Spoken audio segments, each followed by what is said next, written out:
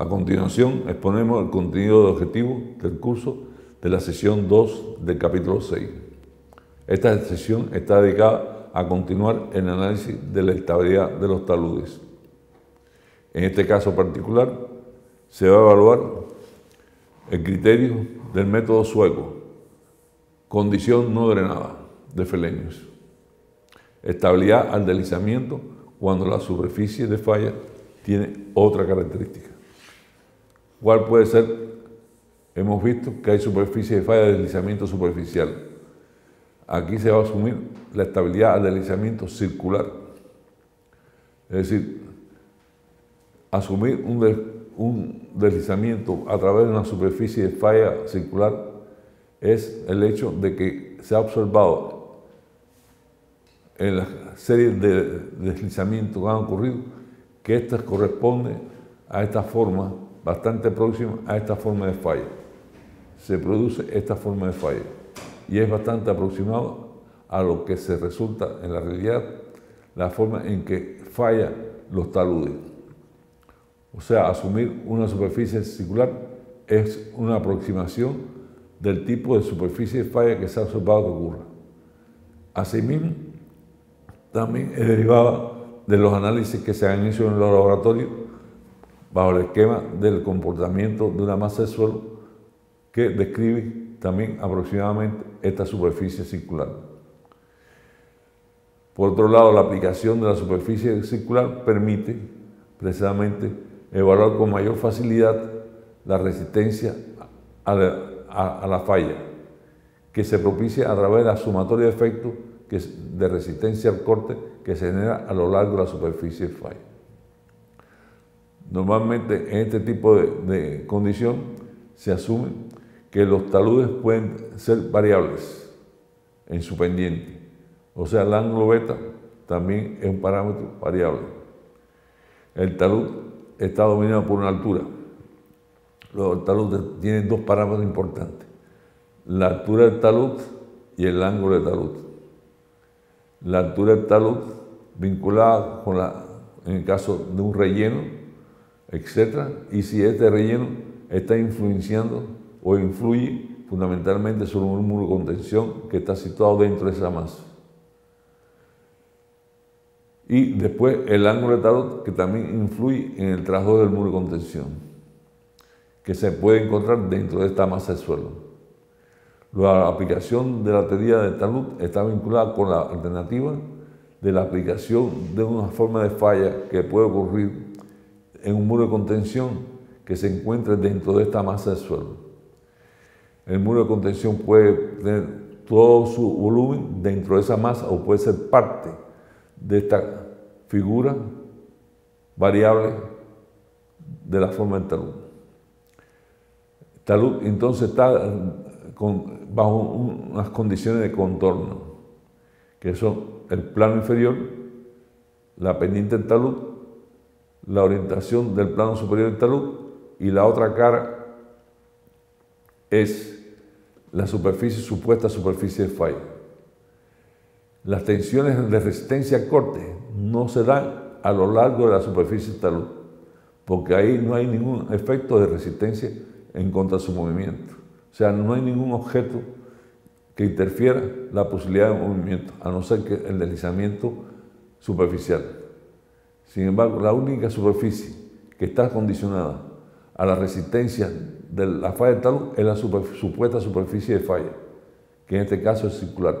O sea, esta es la única superficie que está supuesta en que en ella se aparezcan los efectos de resistencia al corte ante el potencial movimiento que puede tener este talud hacia afuera.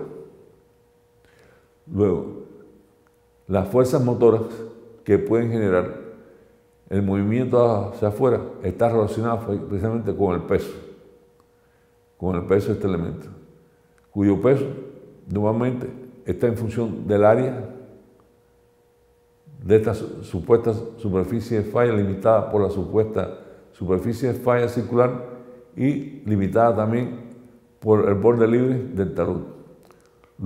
Calcular este peso es un poco complejo en el sentido de las irregularidades que tiene la forma del talud en la superficie, que esta superficie puede ser variable, puede tener varias pendientes, puede ser quebrada, puede ser escalonada.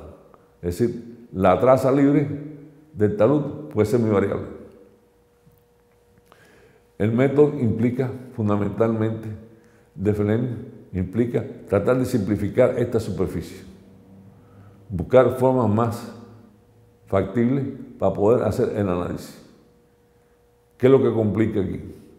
No complica mucho determinar qué es lo que pasaría a lo largo de una superficie circular, porque esto significa el parámetro de un ciclo, y por lo tanto el parámetro del ciclo está relacionado con el radio, ¿no? O sea, la longitud del ciclo está en función del radio y del ángulo interior. Luego es factible poder calcular directamente los elementos de resistencia. Lo que complica fundamentalmente cómo es que el peso del talud varía de acuerdo a la posición en que nos encontramos, porque el peso sobre esta superficie es diferente que el peso sobre otro tramo de esta superficie, que es distinto, el peso vertical y otro peso. Luego, el valor de omega puede tener distintas variaciones desde el borde externo hasta el borde interno. Puede tener distintas componentes. Aquí el tema también, según el método sueco o condición no drenada, hablamos de condición no drenada porque estamos hablando en rotura. O sea, fundamentalmente la rotura aparece y no permite drenar. No es un comportamiento a largo plazo en el cual se puede formar, sino puede suceder en cualquier momento, inclusive al final de la obra.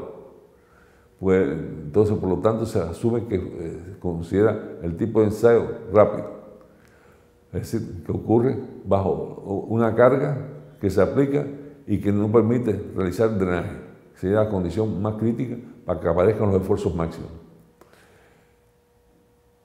Aquí aparece entonces que también lo que se permite calcular por un método semejante es el factor de seguridad.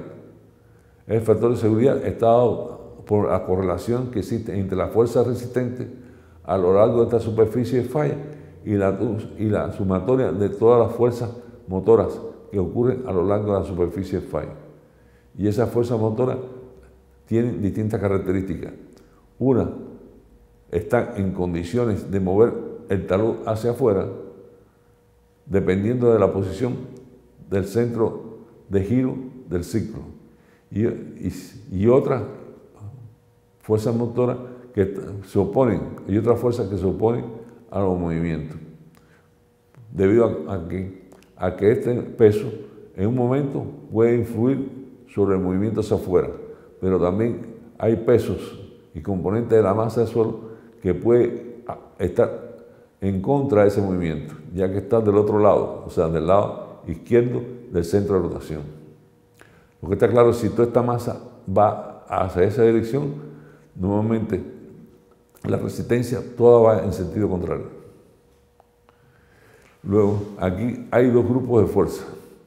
Las fuerzas motoras, que son las que generan el movimiento hacia afuera, y las fuerzas resistentes, que son las que se oponen a ese movimiento. Las fuerzas motoras actúan sobre la cara interior de esta cuña, de esta superficie supuesta, y las fuerzas resistentes actúan sobre la cara exterior de esta supuesta superficie. Es decir, que el cortante, el esfuerzo de corte, multiplicado por la superficie de longitud por un metro de fondo, da la fuerza resistente.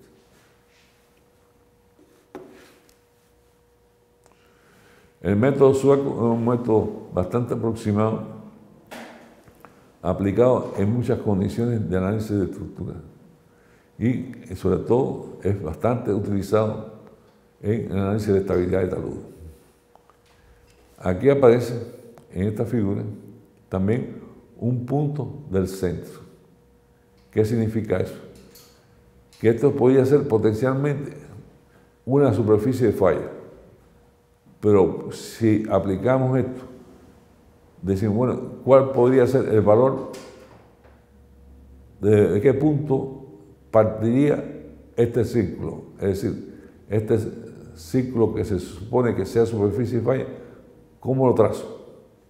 Bueno, aquí se está planteando un tipo de falla profunda, ¿no? Un tipo de falla profunda. Pero puede haber un círculo, esta falla profunda. Es cada posición que tiene el centro de radio dará un valor del factor de seguridad. O sea, el factor de seguridad está en función de la magnitud que tiene la resistencia total sobre la resistencia motora. La resistencia al corte total sobre la resistencia motora. Y la resistencia al corte total,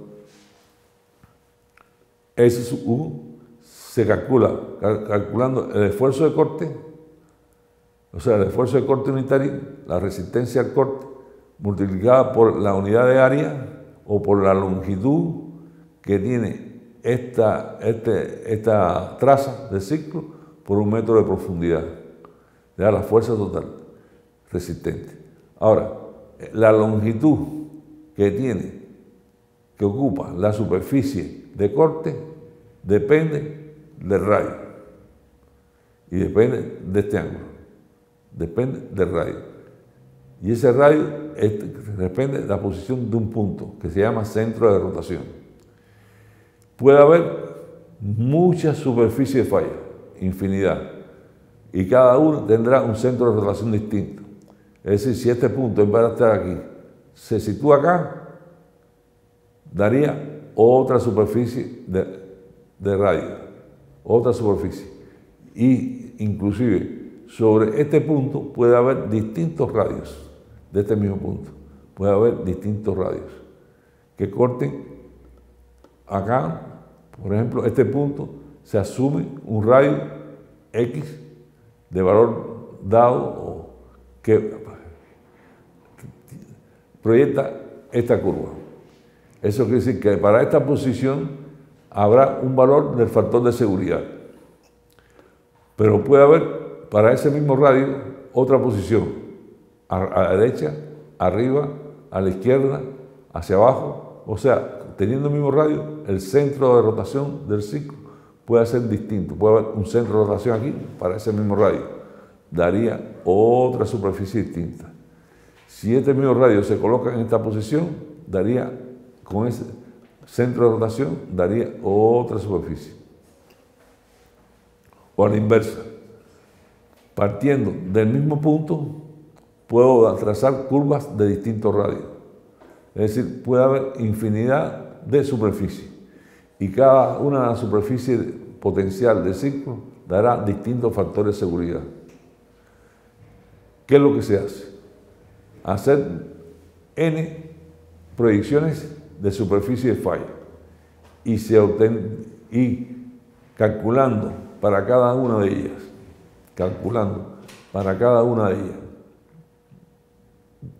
fundamentalmente la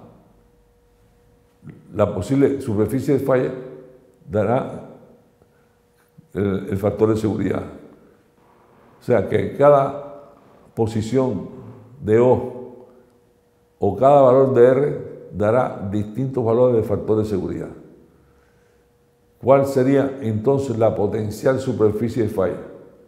Aquella superficie de falla que me dé el valor mínimo del factor de seguridad. Y ese valor mínimo de factor de seguridad corresponde a la posible superficie de falla real que ocurra.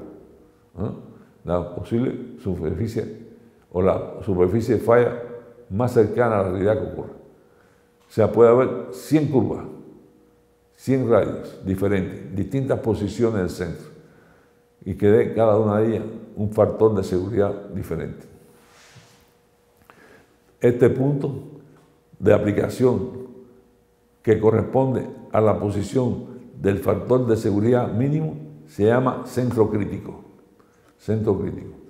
Y normalmente es un cuadriculado donde se ponen curvas de diferentes radios y de diferentes factores de seguridad.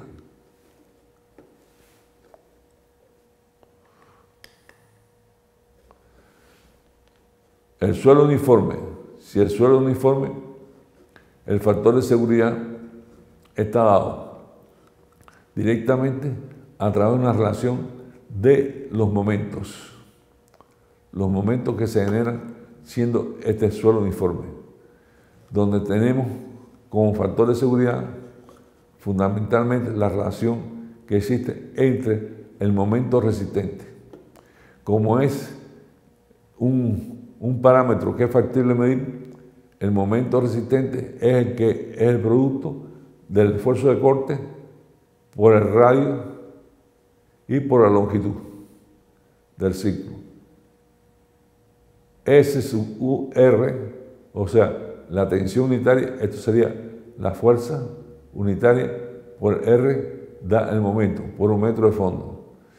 Pero S sub U está claro que es la tensión unitaria que hay por esta longitud L y por un metro de fondo. O sea, si S sub U está dado en kilogramos por metro cuadrado, que es la tensión unitaria de corte, o por centímetro cuadrado, dependiendo de cómo está el valor, la longitud está en una dimensión en metros o centímetros, y por un metro de fondo te da la fuerza. O sea, fuerza unitaria, la fuerza total sería la tensión unitaria de corte, S U, por la longitud y por un metro de fondo da una fuerza, y esa fuerza multiplicada por este brazo se obtiene lo que se llama momento resistente. Si el suelo es uniforme, se puede decir que toda esta masa de agua, toda esta masa de suelo precisamente es constante, tiene la misma característica, ¿no? Entonces, la reacción a ese momento que es el momento resistente, será el momento del vuelco, que es el momento motor, que es multiplicar el omega por D. Pero aquí omega por D había que calcular la geometría bien para saber dónde está el centro de gravedad de esta figura. El centro de gravedad de esta figura. Es un poco complejo para esta figura calcular cuál es la posición del centro de gravedad. Lo que se hace es tomar unas dovelas y subdividir en elementos verticales paralelos una serie de dovelas verticales que son secciones verticales que se van haciendo para convertir este peso en unidades factibles de medir en forma vertical. O sea, una serie de dovelas que van complementándose eso. Al dividir estas dovelas se obtiene que el momento resistente va a ser igual a la R, que es una constante, la sumatoria de la tensión unitaria de cada uno de los elementos. Porque, bueno, el esfuerzo de corte tiene sus elementos que pueden ser variables en cada unidad. Y I, que es la longitud de cada sección. El momento motor sería la sumatoria también de momentos, que es momentos fraccionados, o sea, omega se puede subdividir en n valores de prismas o de dovelas que cada una de ellas tiene un punto de posición.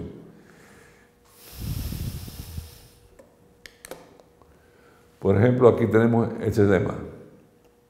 Tenemos el tema vinculado con el análisis anterior. O sea, estas figuras geométricas, al subdividirlas, porque es muy complejo medir el volumen completo, se puede asumir subdividiendo estos en dovelas.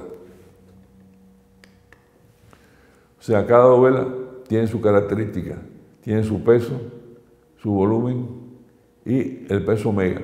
También tiene R, normalmente constante, y tiene su centro de aplicación, su distancia con respecto al centro de aplicación.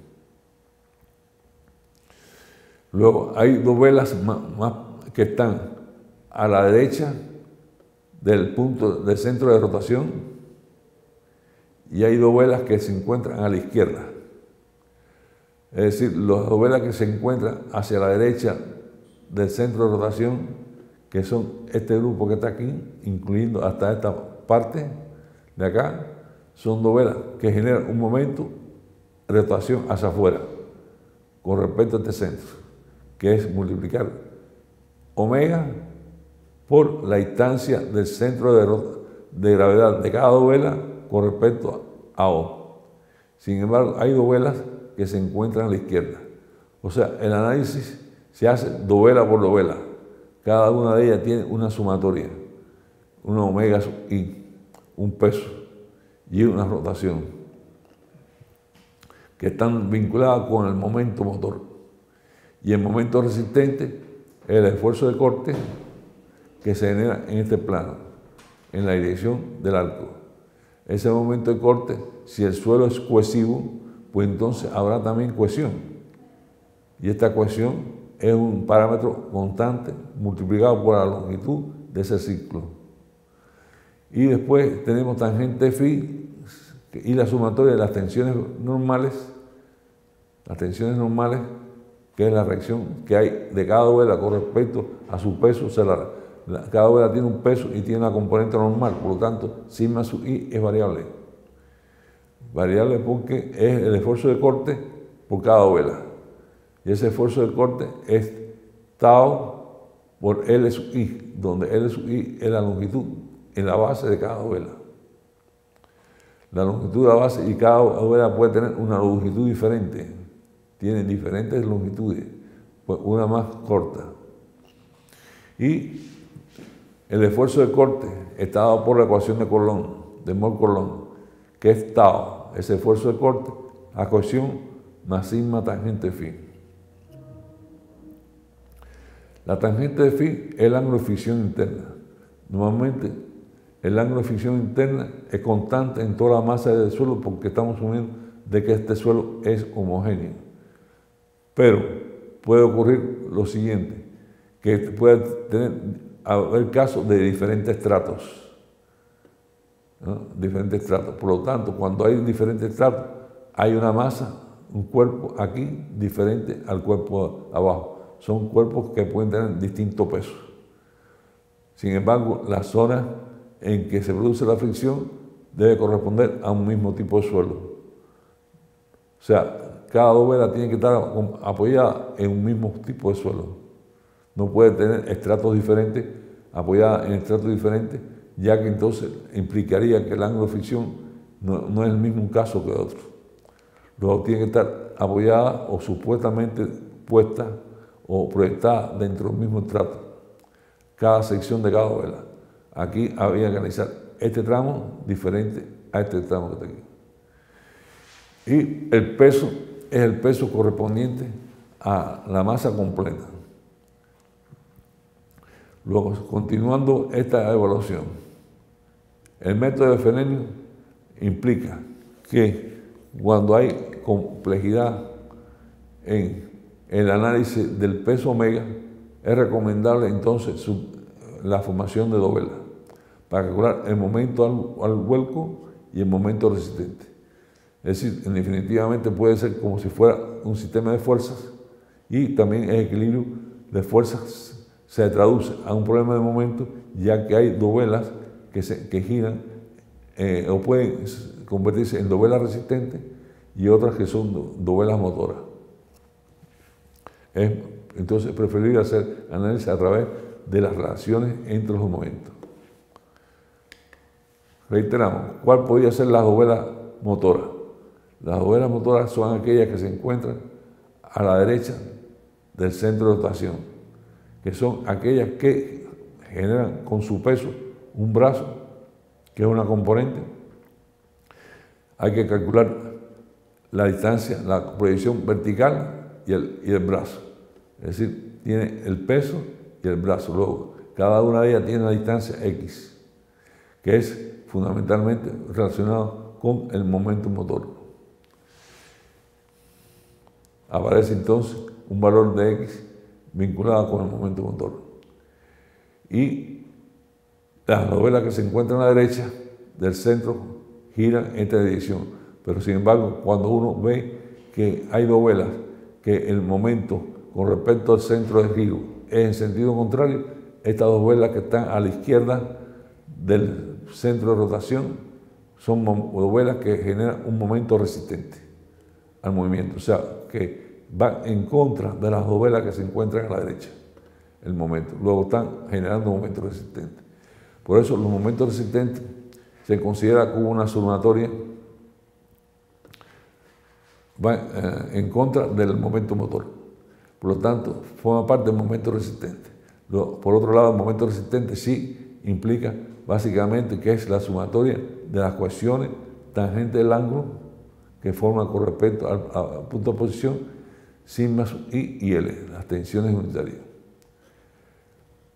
Y el momento motor es el peso de cada una vuela por el seno del ángulo, donde hay ángulos hacia la derecha y ángulos hacia la izquierda, es decir, una sumatoria de fuerza en un caso positiva y otro en caso en forma negativa.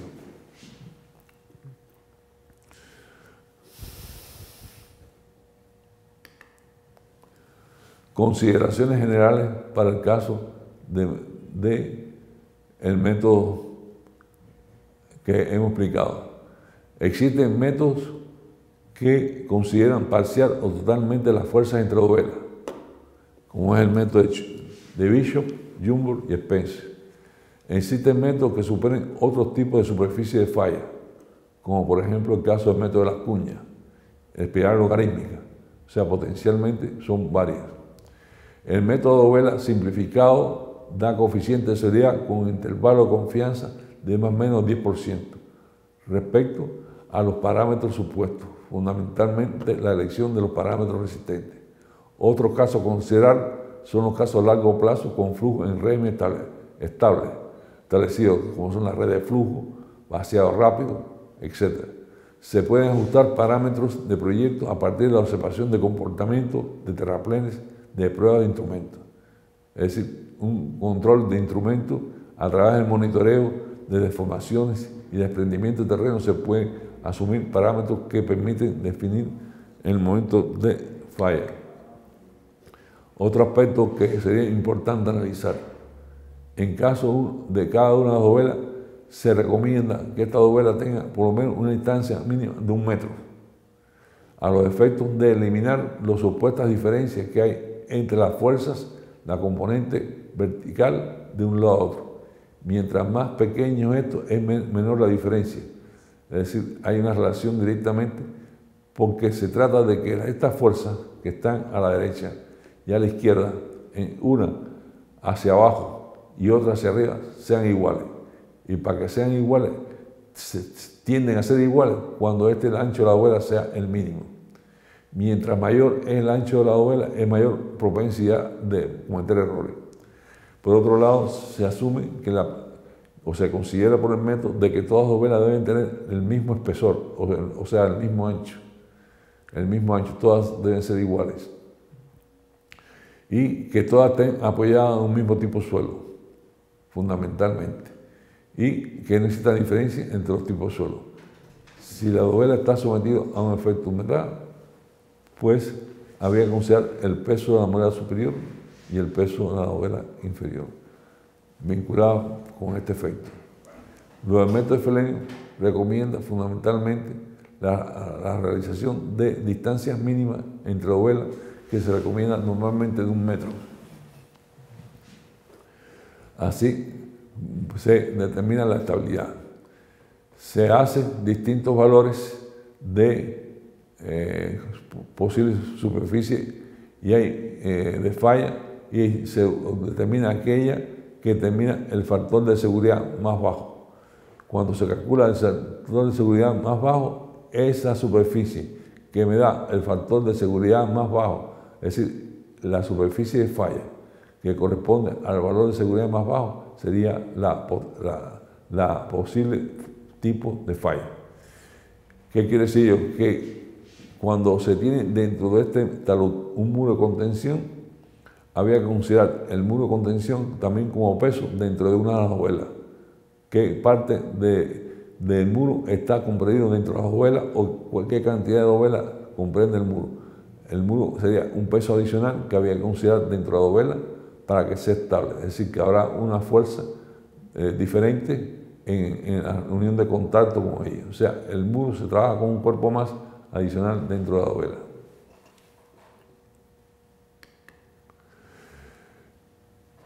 Por lo tanto, los métodos que se consideran generales de Bishop, Young, etc., asumen distintas consideraciones en cuanto al peso. El método que se plantea es tratar de aplicar el muro dentro de la condición de la falla de los métodos propuestos. En los cálculos se pueden ajustar los parámetros proyectos para el comportamiento de terraplén a prueba de instrumentos y de formación. Y aquí terminamos la sección 2 del capítulo 6.